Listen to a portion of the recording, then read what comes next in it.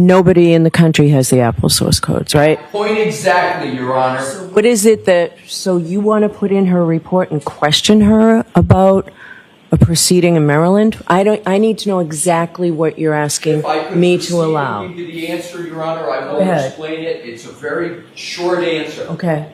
What I want to do is, with regard to her 227 timestamp and her anticipated testimony on that, where she uses a tool, Celebrite, to determine and come to a conclusion about that timestamp, she is not using Apple source code to find out where that's located specifically in the phone and what it means. She is using a surrogate to do that. And I want to cross-examine her on the topic using this decision to say, in Maryland, you tried to do the same thing with regard to FLH. You tried to use a surrogate approach and make an opinion about whether that is, in fact, what's in the phone. She can't do it, and that means her testimony on 227 is not reliable. I'm not looking to exclude it. I'm looking to cross her on her reliability for the conclusions I anticipate she's going to make on 227. So if she is not asked about that, then what? Oh, if she's not asked about the 227, and I want to think about it, but I'm 99% certain I am not going to pursue that at all. Okay, what do you say, Mr. Brennan? This is an attempt to try to malign a witness with something that's wholly unrelated and not relevant to what she's going to testify to or the basis for her opinion. It is not a law that is admissible. It's an opinion. It wasn't even about a specific case. It was about a peer review. And so in a Daubert hearing, the court did not allow testimony on significant location. That's not the case here. Try to conflate the argument saying it has something to do with Apple 227. There is absolutely no basis for that argument. They want to say that another court rejected something about you, therefore the jury should reject you. There is no relationship between what she is going to testify as a basis and that opinion. That opinion did not say she was wrong. It said that it was not admissible under Daubert, unrelated. Nobody has the Apple source code. No expert can testify about Apple source code. It's only owned by Apple. And so using the words like surrogate is a way to try to cheapen her testimony in front of the jury. This here, number one, what he said, I really can't follow him. I don't understand, other than he's trying to draw some type of relevance and materiality. There's none. There's none. This is not a denouncement. She hasn't been found incredible. There's nothing about her methodology that has been rejected by a court. This is on significant location, and although she looked at it, that's not part of this opinion whatsoever. And so because another court didn't allow something under a Daubert, has nothing to do with this case. Nothing.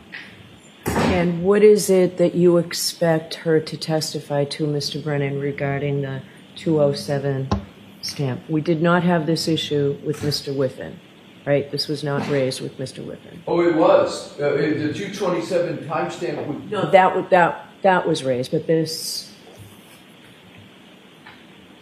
What was problematic in Maryland? The same thing that was problematic in Arrington. That's correct, Your Honor. It wasn't raised because Mr. Whiffen has not been Daubertized with regard to Apple source codes. And if I could, Your Honor, okay. Mr. Brennan has made a relevance argument. He keeps anticipating my cross, which he has incorrect, by saying it's not relevant. That doesn't go to the admissibility in my cross. I'm entitled to cross her on her reliability. And if I could, Your Honor, in the State Herrera decision, if Your Honor would look at page 3, please, at the bottom, the paragraph, it says, in assessing the reliability of an expert's methodology, I get to do that on cross. It's not limited to a Daubert hearing. Every expert can be crossed on their reliability of their methodology. And lastly, with regard to the Apple source code, if Your Honor would please turn to page 6, the last paragraph, it says, the issue raised in this case stems from the fact that Apple's algorithms are proprietary and the expert did not have access. That's exactly the situation here and what I want to cross her on. So in conclusion, Your Honor, the fact that how she tried to get around the Apple source code, her methodology in the Herrera case, she got Daubertized on because it wasn't reliable. That's exactly what I want to cross her on, is her reliability, how she's trying to get around them. In this case, it's just basic cross-examination. You can see the plan to dehumanize somebody, Daubertized, to use a term to suggest some type of conclusion that has no basis in fact is an attempt to just dehumanize her and limit her testimony and credibility without any basis in fact. In that case, it did not deal with the search of a tab and a suspended state in Safari. It didn't deal with the timestamp. It was an entirely different issue. By their analysis, if an expert goes into court on a motion on anything to do with data forensics and the court says that issue is not admissible, they should be impeached when they go and talk about a totally different issue in forensic data analysis at another case. They have not shown any evidence that this issue has anything to do with her effort in the timestamp. They just used the word methodology. Her methodology was questioned in an opinion in a different court. Has nothing to do with her opinions here. What information do they have that her methodology in this analysis has been rejected by any court?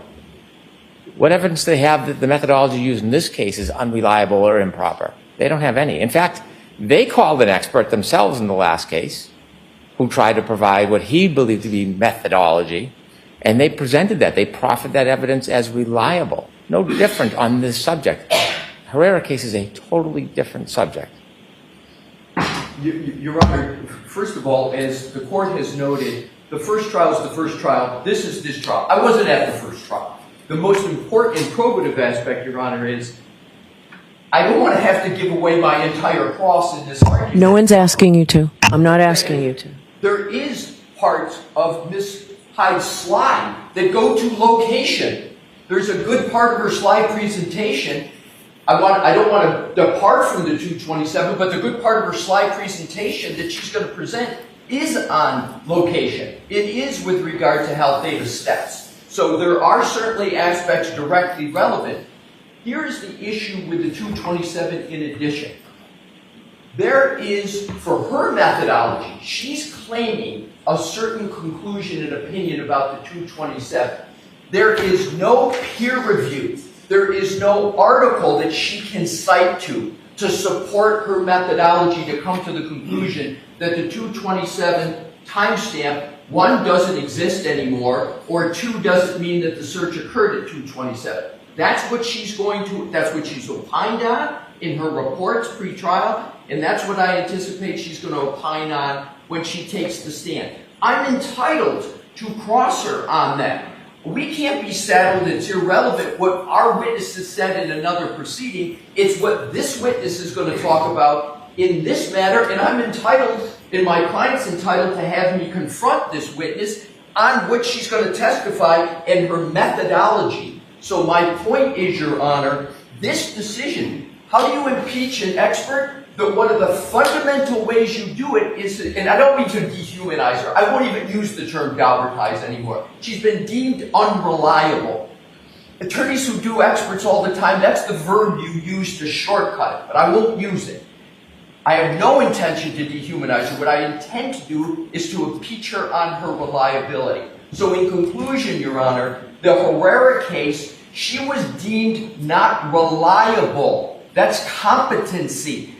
You, in any expert that's been deemed that, you get to attack that. If the Commonwealth believes the case is not relevant, if Ms. Hyde believes it's not relevant, let Ms. Hyde defend that on the stand. Let Mr. Brennan make that point on redirect. But I can't have my client's constitutional right to confront her on the very subject matter she's going to testify on by anticipating what I'm going to provide for cross. I've given it, and I respectfully submit, Your Honor, this is basic cross of an expert witness, particularly when their methodology on data forensics has been deemed not reliable by a court. And one part is the location. She has in her PowerPoint she's going to testify. Do you intend to introduce that, Mr. Brennan? It's not significant locations. There are locations in the database that develop the opinion that the timestamp for 227 is not related to the search. They're conflating the issue. She has not been deemed unreliable. It is the issue of the significant locations by that court that they found insufficient. There's no opinion from a court that she's an unreliable expert, and this is how they're going to distort it. Invoking the Constitution and invoking the client's rights has nothing to do with the analysis. That is a totally separate subject, or an opinion simply wasn't let in a different court out of this jurisdiction. It wasn't this opinion, it wasn't this methodology for the opinions that she's going to offer in this case. And so if you look at the case, it is a totally different related report, different related item. It's as if a reconstruction expert went into a court and attempted to give an opinion about a medical diagnosis, and the court wouldn't allow that medical diagnosis in.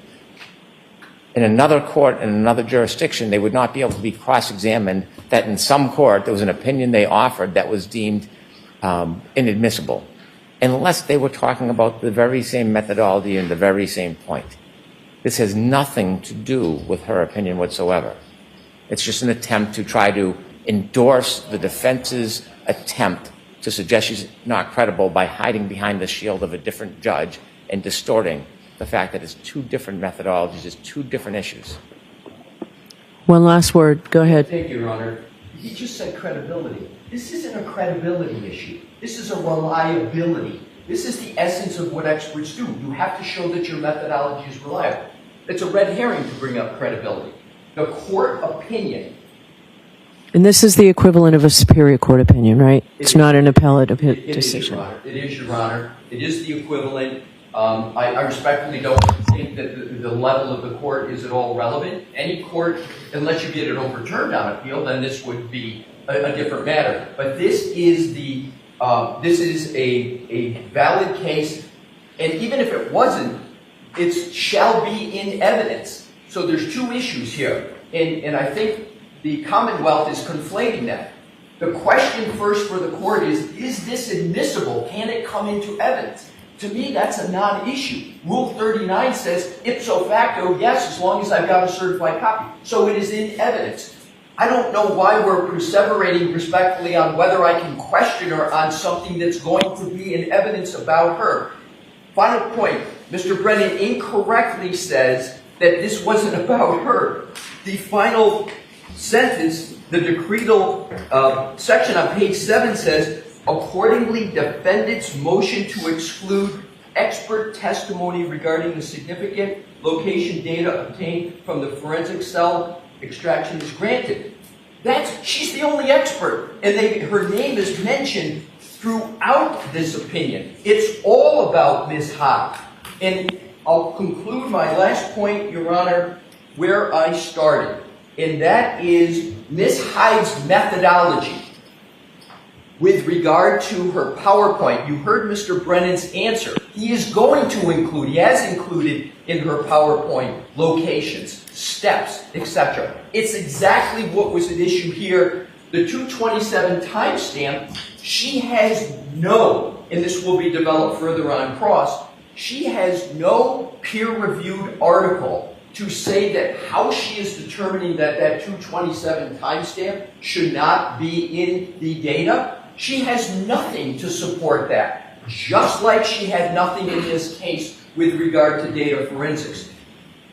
Final point is, if the Commonwealth believes that this is irrelevant to what Ms. Hyde did, let them come back on redirect on that. I shouldn't, in anticipatory, have my cross-examination struck before I even get to pursue that with the witness. And I believe once I pursue it with the witness, it will become evidently clear that it's a proper basis for cross-examination. All right, and Mr. Alessi, have you thought about if the Commonwealth does not get into the 227 timestamp, whether you think you're still entitled to do this? Your answer, Your Honor, my answer is I would be entitled, but I would say this. If they don't get into 227, I won't go after it. I won't pursue it. I won't pursue use of this opinion. We necessarily would have to on some basis, because in order for the witness to explain to the jury her opinion that Ms. McCabe did not delete any Safari browser searches, she would have to identify the search, where it is in the databases, and how she can tell, how she knows that it wasn't deleted by a user. The same with the second part of the phone calls. But if I could avoid talking about 227, I would, but it is necessary for the basis of her opinion. There's just no way around it. And again, this is something that after a defendant expert may or may not testify, could be addressed at that point. There is no burden on the defendant. I'm not being presumptuous, although there was a offer of proof earlier on similar evidence.